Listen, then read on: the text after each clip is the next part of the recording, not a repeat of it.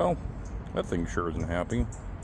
So it's Monday, September 1st. It's about 5:15 in the evening, maybe 5:20. And back here at the church, we did the mainline repair because our field controller, or our parking lot controller, has had a little encounter with the vagrant, and it didn't end well. So I put the controller about 2021. It lasts about 3 years. We don't normally have these problems, but we've had some homeless people that like to hang out. And so I've got a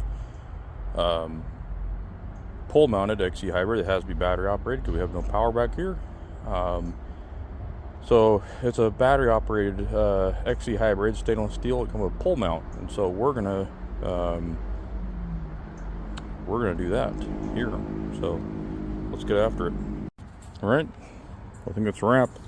So it's turned out pretty nice. I gotta screw this in, but so that's what we end up with. So I think it'll be a little bit more secure. A little bit of hydraulic or water stopping with my 80-pound bag of Sakrete, just so I can set this kind of on the fly. Got my junction box in the back. I got 14 gauge field wiring, and then I got number 18 just run up to the clock.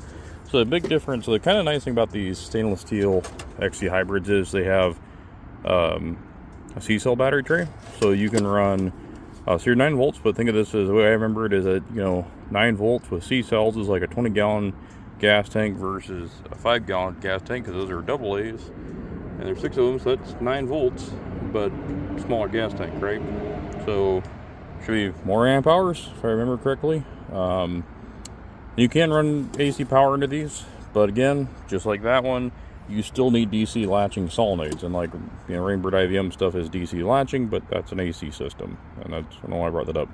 So you gotta put a little trim panel in there, and then you got your high, your CH751, your real high security block. But this will be pretty nice. Turned out really nice. They're gonna do parking lot painting and patching, so I'm gonna have this off, and I gotta come back and I gotta figure out what sequencing I want. I don't really know how I want this going, like zone 2, 1, 2, 3, 4, 5, 6, 7. Do I, what order? So I'm gonna leave this kind of rough until I figure that out.